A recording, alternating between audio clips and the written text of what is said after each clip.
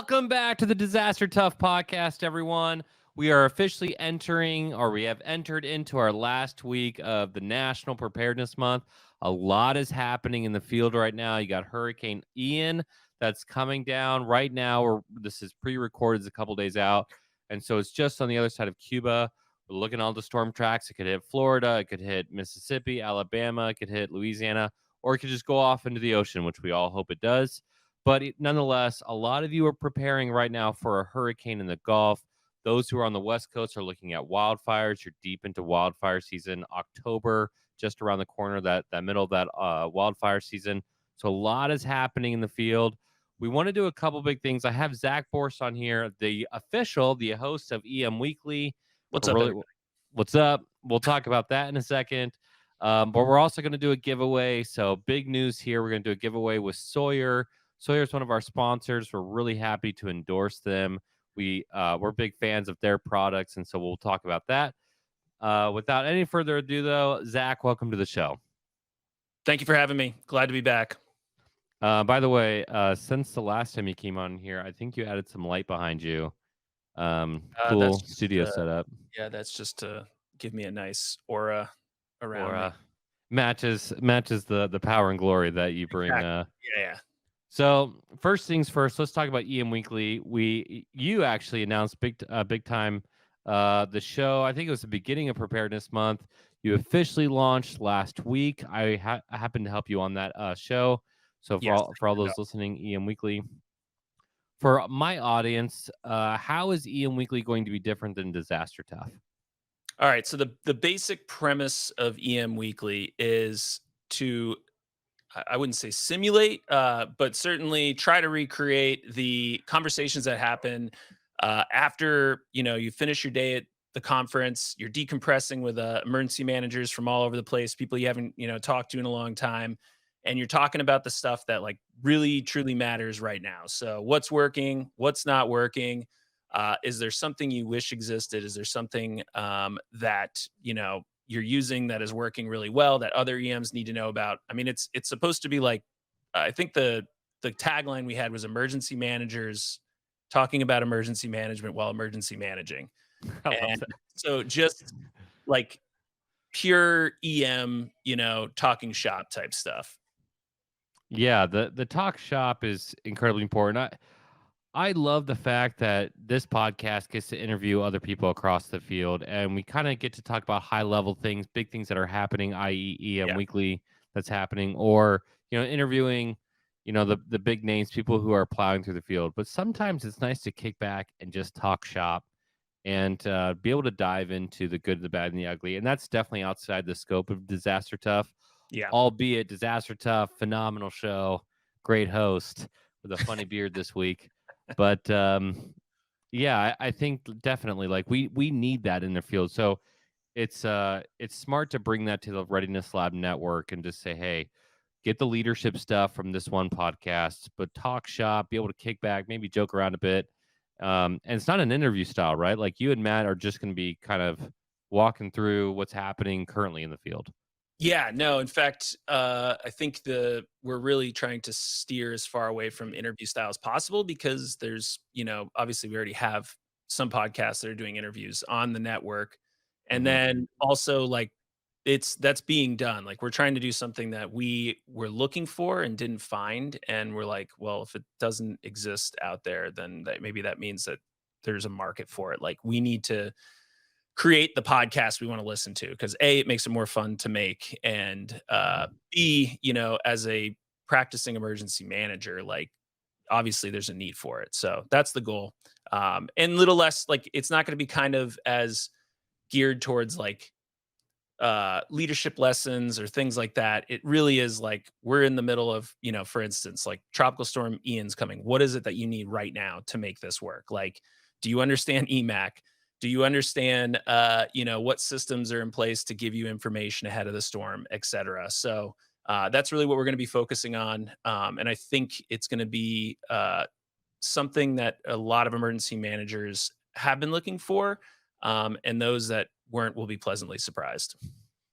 Yeah, and I agree with that. And especially as you and Matt like walked through what you want to do and seeing your vision. Even the branding. Oh gosh, I love the EM Weekly branding. So good. So clean. Big shout out to Noble Creative for helping us out with that branding. Yeah, they did awesome. I'd like to Uh, take credit for it, but it's all them. yeah. Well, I I mean, will they give you took some it out of credit. our I mean, you brain. gave them a concept, right? Yeah, And they took it and they ran with it, and it's just crushed it. gorgeous. So yeah, it's like something you could put on a shirt for fun. Yeah, Like that's cool. Um, and we we should will. have We'll have swag. We're definitely gonna have swag. Like, that's without question, there will be swag. I think there needs to be like an emergency management nightclub, and it should just be called EM Weekly, and we'll just put up the branding on there because that's basically what it is. Real quick, we're going to pause for this week's Disaster Tough endorsements. How do you spell Doberman Emergency Management? EOP, OEP, HVA, HMP, Thyra, TTX, Drone, PDA. Whenever you need an expert, Doberman Emergency Management field experts are there for support. Contact an expert at DobermanEMG.com today. The L3 Harris Extreme 400p radio solves problems and is specifically designed for emergency services. How do we know? We field tested it with medical, urban search and rescue, and collapse and confined structures. This radio is amazingly tough. Check out the L3 Harris Extreme 400p radio at L3Harris.com right now. Sawyer products offer the best, most technologically advanced solution for protection against the sun, bugs, water, and injuries. Everything from water filtration systems to insect repellents, time-release technologies, really amazing stuff. So whether you're at home, work, or at play, make sure you check out Sawyer at Sawyer.com. Okay, let's jump back in. So, I'd like to imagine what an emergency management nightclub would be. could you imagine? No. It would be a lot of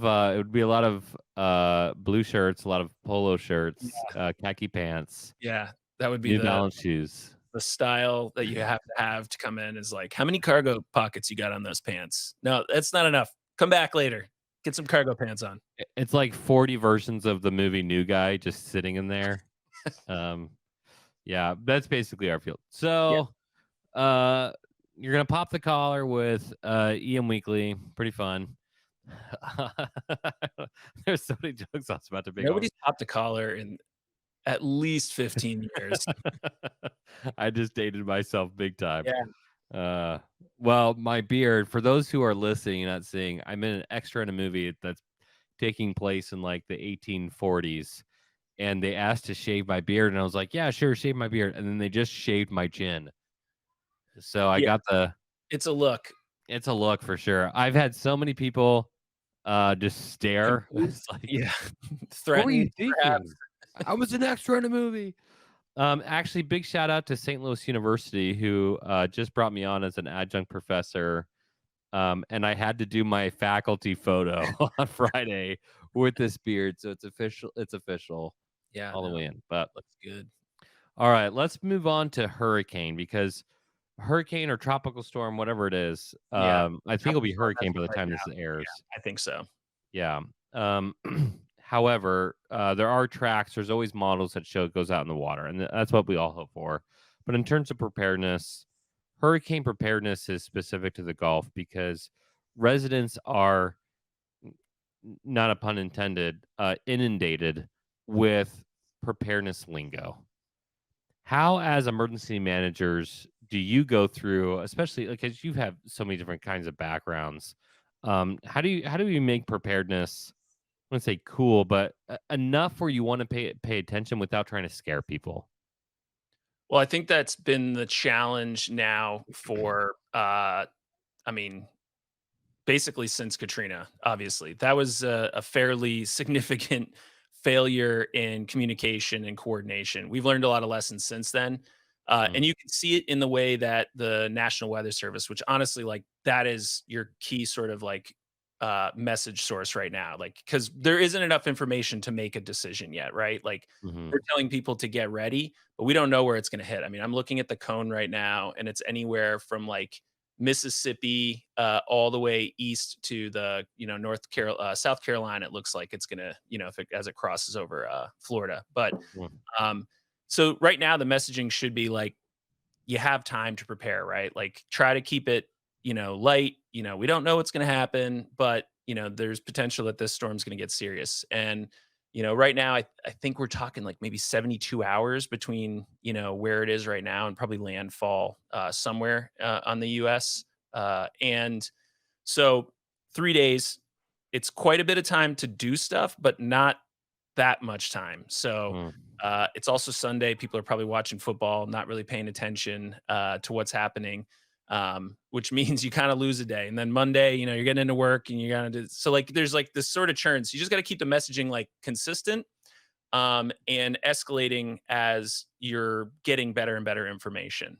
And I'm not necessarily against messaging that scares people. mm, Sometimes you have to scare people into action, and you can see that in NHC, or National Hurricane Center messaging, that they're not afraid anymore. They used to be very hesitant to use terms like "this storm will kill you," but they're mm. getting much more serious in their messaging and being way more clear that this is a dangerous situation and you have to take it seriously. The other thing is like this is kind of the first big one that's going to hit, the, lower 48 here. So with that happening, people don't have their like sea legs under them, right? Like they don't remember the hurricane maybe, they might have some concept of what happened over, last year. But until you kind of get into that mindset, it's going to be hard. So I think the biggest thing is just like be consistent. And anything that like the bigger the void in the vacuum is, that's where it gets filled in with all the garbage information. So those big voices like National Hurricane Center, certainly Florida's emergency management, all the state agencies should be messaging and trying to make sure that people are like very informed with the best up to date information, and then meet them where they are. We have a lot of new social media platforms. Like TikTok is everything. Like, are you messaging? Because kids are going to tell their parents, like, "Hey, this is something I think we need to pay attention to." So make sure you're utilizing things like TikTok and everything. And then even, down to, in Vermont, we realized that we have to use the community like tack boards at general stores because we know that there's Mm. some people who are not using technology, and that is still a place that can meet it. So make sure your message is meeting your constituents where they're at. I was thoroughly impressed with FEMA's outreach because I was in a Walmart at like, I don't know, 10 o'clock at night on a Saturday trying to get like stuff for my family. And all of a sudden I heard, did you know this is National Preparedness Month? And it was like, it was a ad that played during in a Walmart. And I was like, man, that's genius. And so Yeah. like, just like hitting people where they're at, hitting people where they're at, hitting people where they're comfortable at, both like from the physical to also the emotional side. If everybody's watching football tonight, how smart would that be if an announcer got on there and said, "Hey, right before Heads up. halftime, just Yeah. everybody heads up. In 72 hours, there could be a hurricane here. So please, please, please, get some food, and if you can get out of the way, please get out of the way." Yeah. Just like this really simple messaging would be Yeah. so smart. You could No. reach out to like if I was one of those states right now, I would be reaching out to like the grocers associations, the retail associations, and asking them like, if you have an ad system, like a lot of those use like automated ad systems, right? They're just playing off. Reach out and see if they can't put an ad in and just remind people, hey, you're at the grocery store right now. Maybe buy a couple extra gallons of water. If you're at Yeah. the Walmart, maybe buy some flashlights and batteries, like just simple stuff. You're already there. It doesn't have to be big, heavy lift, high ticket items. Just get some basic stuff that you're going to need. And if you don't need it right now, you're going to need it at some point. So stuff that can, last and be useful. I saw an article, and somebody can correct me. One of the audience can correct me if I'm wrong, but it was something like adults spend 4 hours on social media every day, Oh God. and yet we're still Oh, afraid to use social media. That's like so fun. I'm like, you're on it all the time. Now, if yeah. you don't put anything crazy out there, again, like your personal opinion, but if you use National Weather Service or you're Yeah. using the messaging that works, you know, You could just uh, retweet. There's so many people doing good yeah, stuff right now that even if you're not comfortable with it, just retweet it. And again, people mm, like this stuff is happening so fast. Even if you kind of botch the message, they're not no one is going to remember it. Like there's just too much that's churning out right now. And all of the stuff that you put out right now is going to be expired quickly anyways. Like this is a quickly evolving event. So I think people get really hung up on the, oh man, I shouldn't have said that, or like that could have been done differently. Who cares? It's done. It's out. Don't fret over it. Like move on. And even like the most egregious mistakes, like people don't have that long term of Well, and ballistic missile in Hawaii. That'll always yeah, that's honestly though, pretty I think egregious. if you ask the average person, they probably don't really remember that. I mean, I'm sure people in Hawaii certainly I remember bet people in Hawaii do. that, but, like, we all use that. I think I've literally used this on several podcasts, even your podcast, I think. Oh But, yeah. yeah, I mean, even then, like, it's not like Hawaii stopped doing emergency messaging or people stopped Mm. listening, it's just the idea is that you have to get this information out. The void is where bad things happen. So if you don't have any info to put out, the longer between your experts chatting, that's where like the crazy stuff gets fed in there and starts to displace. And once you lose that message, now you're playing catch up, and you do not want to be playing catch up, 3 days before a potential like Cat 4, Cat 5, landfall. So Okay, so this podcast will air on Tuesday. By Tuesday, we know exactly where it's going in the U.S. yeah, I'll do the first example. Maybe you could do another example or two of social media messaging that might just help out an emergency manager. So I'll just take the softball one. You could do the harder ones, but National Weather Service, a picture from the National Weather Service. I would just put like the siren emoji, like the red siren emoji, and say, look at this, pay attention. Just like 2 words, pay attention, exclamation mark, share the photo with like 3 hashtags, right? Hurricane Ian, National Weather Service, be smart, be ready. Done. Right? That could be one post. What would be 2 other posts that you would share as an emergency manager to your community, like 24 hours out? I love, and I'm sure the Weather Channel is going to do this. They have that like augmented reality, virtual reality thing that Mm, shows storm surge. I remember listening in on a talk probably like 3 or 4 years ago. The first time they used that, and it was an emergency management conference, and they were talking about how effective that message was. Like that was like the amount of people that said that actually had them change their minds, like they were going to stay, and then they saw that the storm surge was going to be above their house, and they were like, oh, okay, that makes a lot more sense. So visual communication, and please use video. Don't just use static mm, information. Like that's how a lot of people get their information. You can jam so much information into a short video. yeah. And then the other thing is to remember, like if you're getting this on Tuesday and you're still thinking about what you need to send, landfall is within probably 24 to 48 hours. Yeah. So You'll you know need, your evac zones at least. yeah, I mean, and evacuation information. I cannot stand how we do not have standardized evacuation language. Mm, Across the country, even between states, and then sometimes even between counties, people use different terminology. Try to coordinate that messaging, make it as clear as possible. The best example I have, I think it was like, it's a wildfire communication, but I think it was maybe New Mexico uses something like evacuation warning, which to me, means there's an evacuation warning. I need to get out. But mm. actually, what the what that means is Potential to leave. for an evacuation.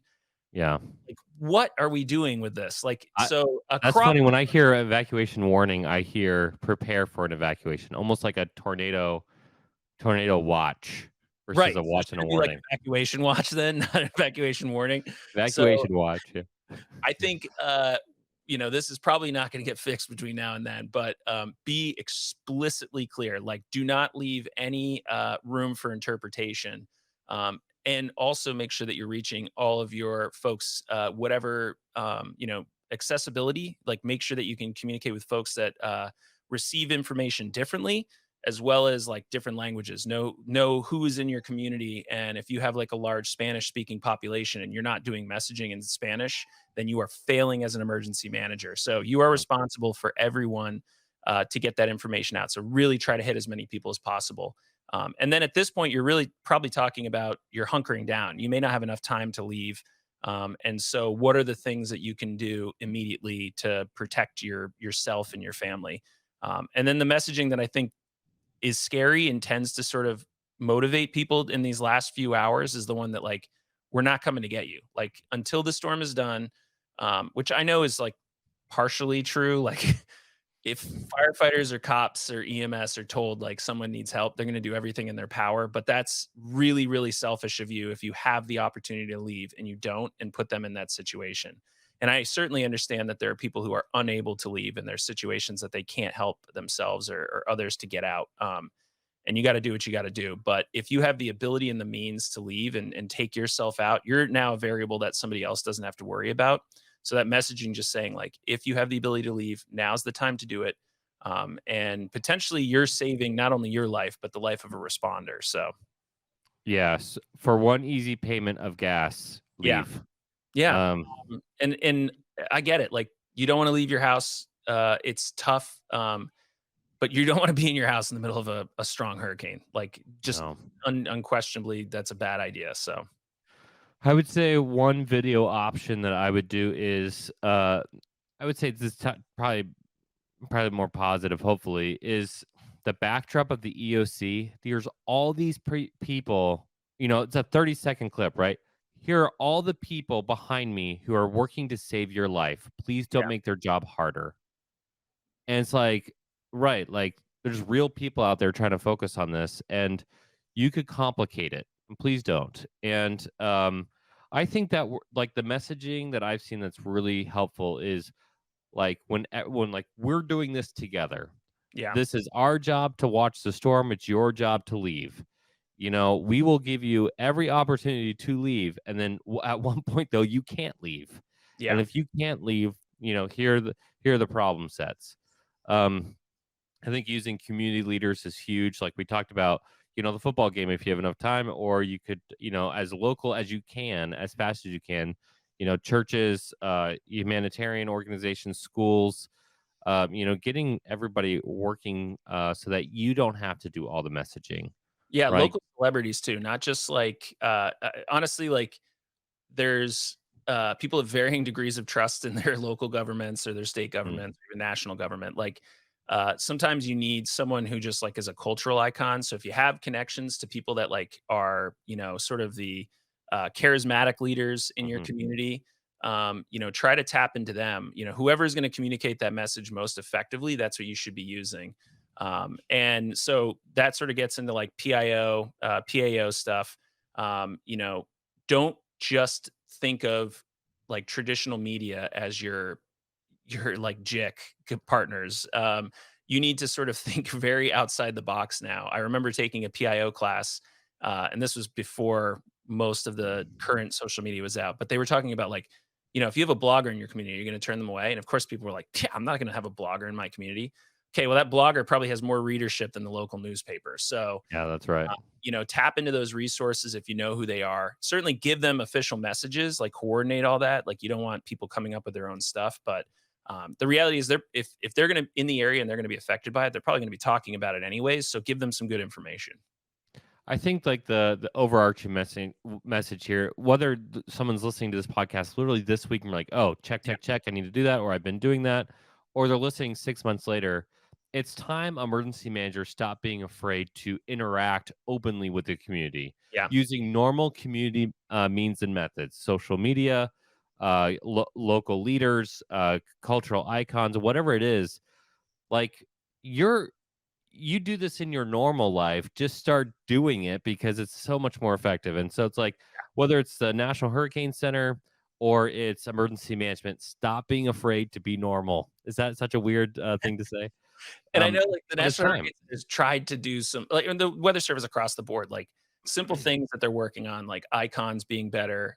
They're not using capitalized letters anymore, like they, Yeah. just screaming the message. Well, Uh, Ken Graham talked about how it's just like a historical like issue that they just didn't quote unquote care to fix until recent years, yeah, right? And they were like, wait, we're not constrained by this requirement, this yeah. technological requirement Yeah, anymore. which was probably gone, a decade before anyone actually thought to do it, but it was funny because when it was Yeah. up, I would have, like, people that I know who were like, "Why does the National Weather Service always use, like, capital letters? Like, don't they know what that means?" And, it means screaming. Online, if you're using Yeah. capital letters, you're yelling. So it sounds like almost like an irrational response to something. They're supposed to be conveying, like, calming information, like, "Here's what you need to do, Scientific here's what's information. happening." Yeah. Yeah, like, a scientist isn't screaming in your face. So, yeah. I think, like, at the They end of the might be at Chernobyl. that's true. Get What out. what I Yeah. think the message and this is, like, across every single disaster, emergency managers, your most important job initially is to communicate. Like you really have to get good information out. You are the experts. You're around. You're facilitating other experts. Um, People rely on your communications, and if you stink at communication, then you are failing as an emergency manager. Get better. And if you can't do it, then find someone who can and get them in your organization. We talked about at the Vermont Emergency Management Conference that we just had, like trying to be unorthodox and like thinking about ways of communicating preparedness information. Something I thought was just so crazy brilliant was using theater to communicate preparedness information. One of Vermont emergency managers, new emergency managers, Tyga Christie, I believe is her name, um, came out of Portland. She developed a theater group to help them prepare for the earthquake that is going to cause just extraordinary damage in the northwestern U.S. And what they did is they brought people into a space and they simulated a community meeting like after the earthquake and talking about how they weren't going to be able to get to and from their jobs, from their homes, Mhm. having family members dead, and the actual audience was interspersed with the actors. And people were like, "Oh my God! Like I can't believe that I didn't it never resonated before." Try to come up with ways to communicate stuff that isn't being done, because traditional methods, like if you're reaching out to your constituents and they're going, "I didn't get the message," and it happens all the time, then what is it that is causing them to not receive the message? Is it how you communicate? Is it the tools you're using to communicate? Like figure it out. Like don't just sit there and be like, "Oh, no, no, man, we keep doing the same stuff and it doesn't seem to work." Then do something different. Yeah, We start a podcast. I promise you, the public does not care if you're in a suit and tie up there. They don't. They don't care. They just want clean, easy to understand messaging. That's it. So don't get stuck on just like this old school thought of how you're supposed to communicate in an emergency. Um, I'm going to throw this out there. I think you're kind of passionate about this. Yeah. But you should be. I agree that, lack of coordination, lack of communication is points of failure. They are the number one points of failure simultaneously. And you have to be able to do your job. Speaking of communication, though, this is going to be a rough transition, but we're going to transition. Uh, you know, th- you can just as messaging needs to happen. There's lots of ways to communicate, whether it's social media or cultural leaders, like we're talking about, or how to do it. Just get over the hump of doing it. Yeah. It's kind of like the podcasting stuff. It's like we wanted podcasts on leadership. We wanted podcasts on talking shop. We wanted a podcast on personal preparedness. So you look at Preparedness Works, or you want first responders to talk to you about like what's normal, disaster class, or people who are finding solutions. Right now, George Siegel, who lives in Florida, has a documentary, The Last House Standing, exactly about this topic Yeah. that we're talking about today. And so just to call them out of just these amazing podcasters who are looking to help the field improve. And so if you're in this hurricane or you're beyond it, hopefully you're beyond it, check out those shows. Of course, keep listening to Disaster Tough, but we're going to give you ideas every week on lots of different styles and platforms, and they should take it. And that's just like, it's been an honor to work with other people like yourself who are hyper passionate about this and say like, okay, like we need to find points of improvement for the field.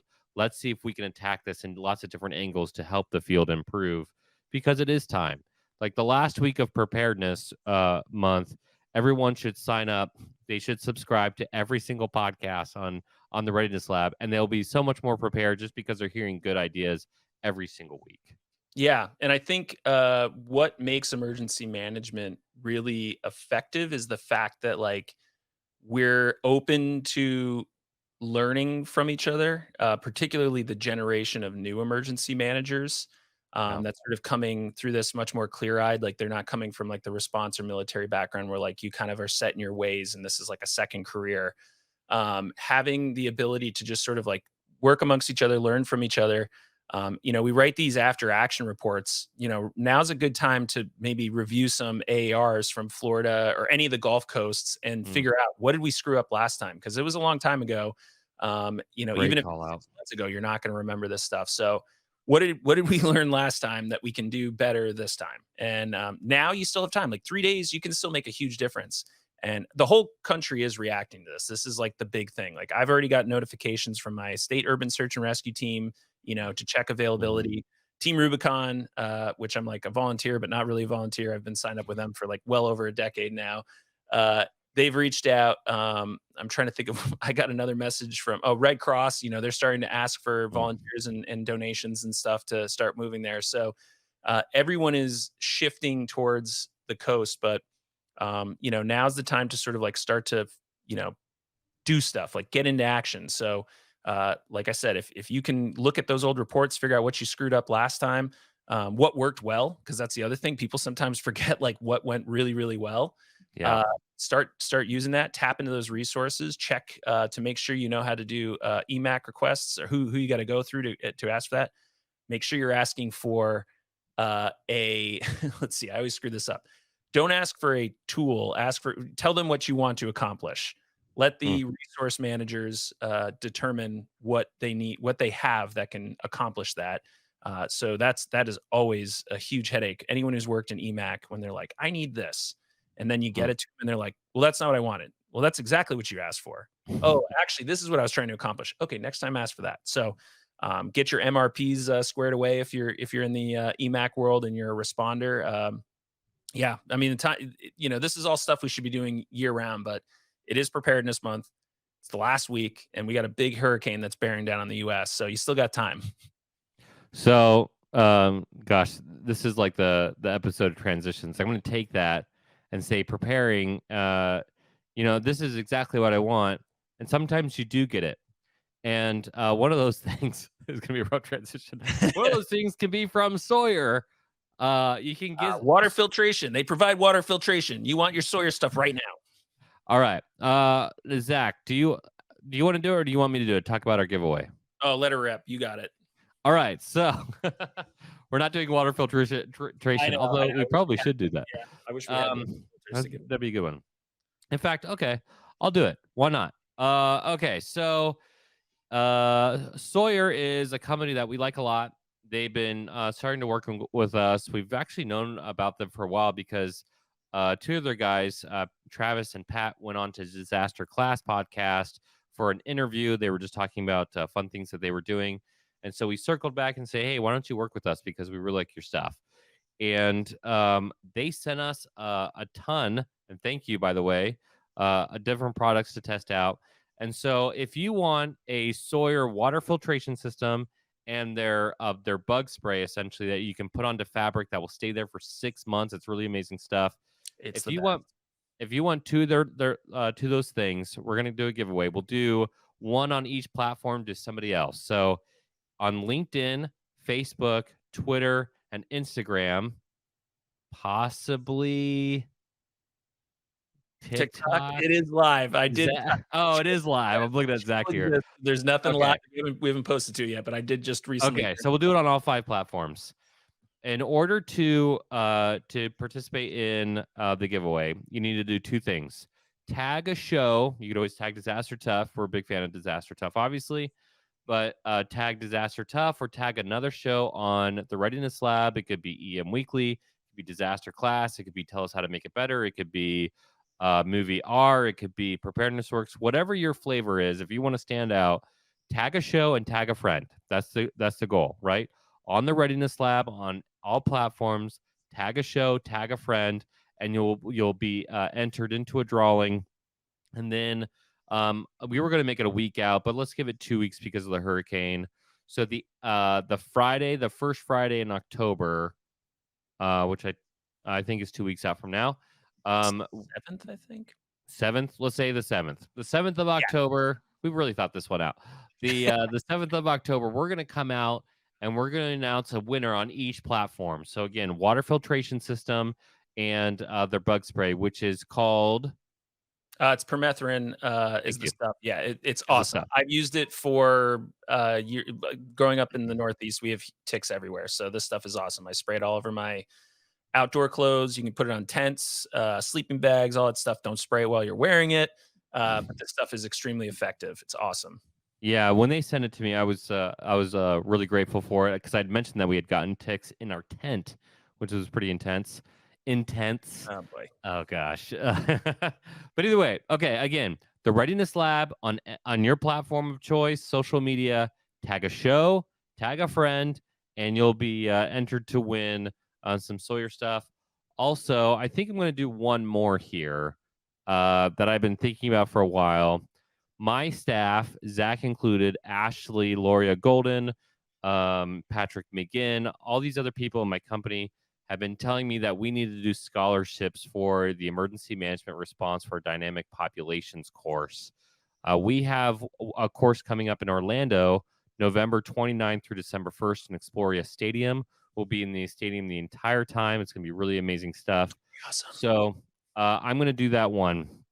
If you want to be entered into that, Breaking news, folks. breaking news, I will do one full scholarship, but I require something more because one, the value is incredible, just like Sawyer.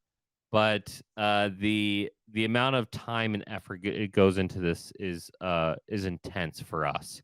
So what we're going to do is we're going to require people to let's do this. Send us an email. Send us an email at contact@thereadinesslab.com. Again, that's contact@thereadinesslab.com. A lot of you email us anyways. Send us 2 paragraphs of what dynamic populations could do for you in your career. Why is this important? Why does it help you out?